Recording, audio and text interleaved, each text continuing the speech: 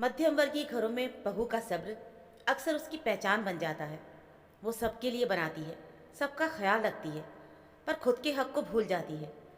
ये कहानी है मंजरी की, जिसने शांति के नाम पर बहुत कुछ सहा, लेकिन जब उसके खाने तक पर घर में सवाल उठाया गया तो चुप्पी टूट गई और आवाज़ बन गई, क्योंकि अपने आत्मसम्मान से बड़ा कोई समझौता नहीं होता। कॉलेज से घर लौटते समय मंजरी ने देखा कि उसके पड़ोस के घर के बाहर असामान्य सी हलचल थी। लोगों की भीड़, पुलिस की गाड़ी और ऊंची आवाज़ों में होती बहस, सब कुछ किसी अनहोनी की ओर इशारा कर रहा था। मंजरी का मन घबरा उठा और वो तेजी से उस घर की ओर बढ़ी। आंगन में पहुंचते ही उसकी नज़र अपनी पड़ोसन और करीबी सहेली पायल पर पड़ी, जिसके चेहरे पर डर, दर्द और साहस तीनों भाव एक साथ दिखाई दे रहे थे।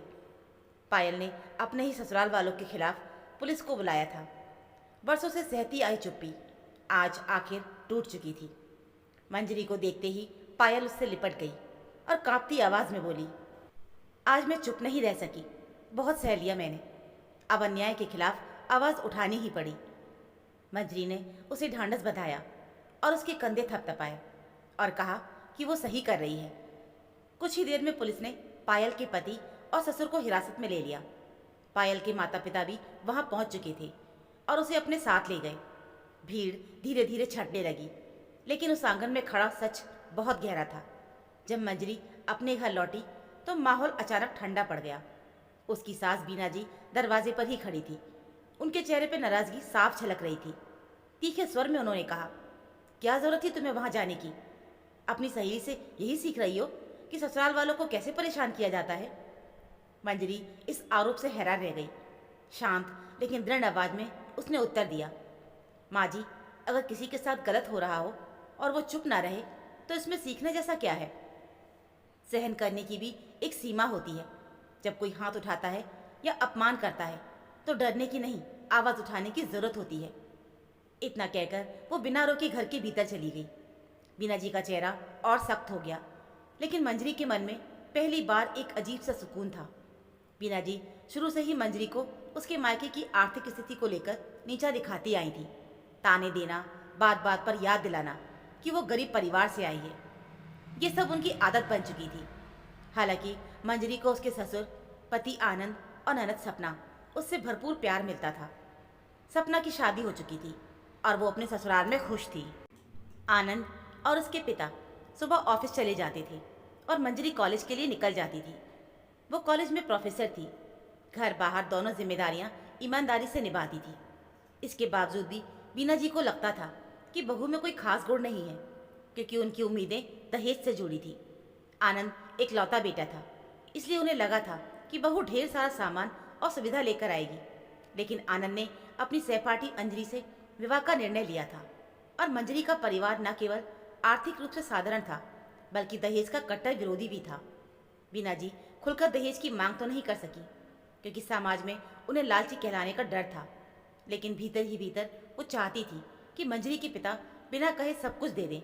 पर मंजरी और आनंद ने पहले ही तय कर लिया था कि वे सादा विवाह करेंगे और किसी पर आर्थिक बोझ नहीं डालेंगे। शादी कम खर्च में हुई, बिना दिखावे की। ये बात बीना जी को बहुत खली, लेकिन वो अपने पति के सामने कुछ कह नहीं सकी, क्योंकि उन्हें ये सादगी पसंद थी। शादी के बाद मंजरी ने पूरे मन से ससुराल को अपनाने की कोशिश की, लेकिन बीना जी का व्यवहार नहीं बदला।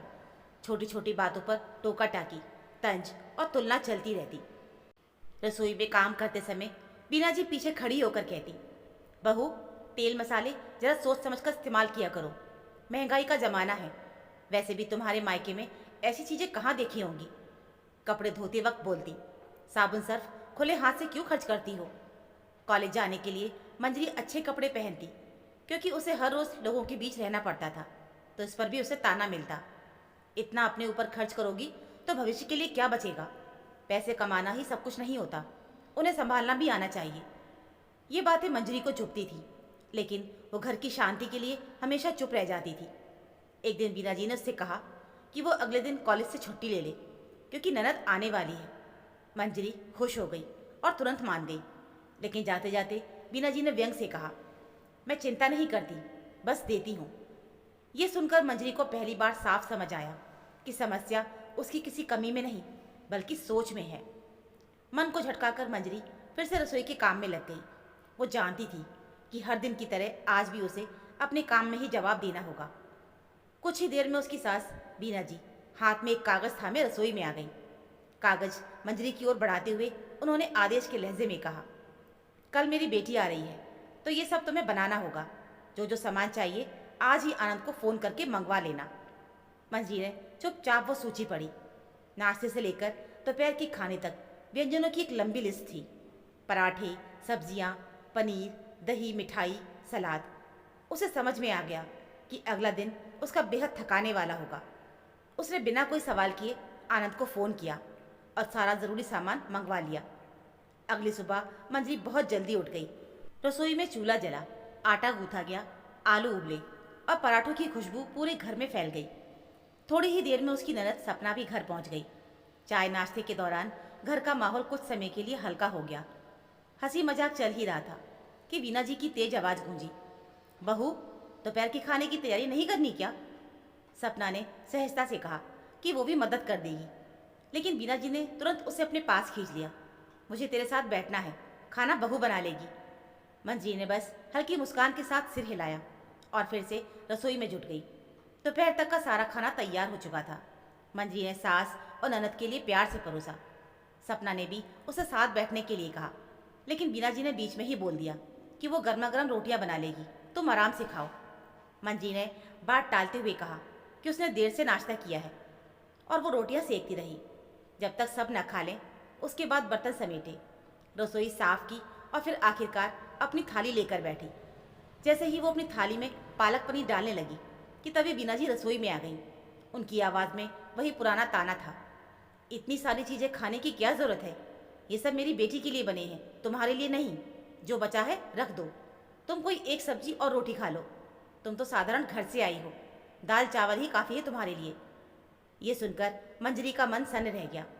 आज बात खर्च की नहीं थी, उसके हक की थाली की थी। उसने गहरी सांस ली और पहली बार साफ शब्दों में बोली, मम्मी जी ये खाना मैंने बनाया है और मैं ही नहीं खा सकती? ये बात मुझे समझ नहीं आती। बीना जी ने तुरंत पलट कर कहा, तो क्या हुआ, खाना बनाने वाली भी तो खाना बनाकर चली जाती है ना। मंजरी की आवाज़ अब पहले से ज़्यादा स्थिर और दृढ़ थी। आप शायद भूल रही हैं कि मैं इस घर की बहू हूँ, नौकरानी नहीं।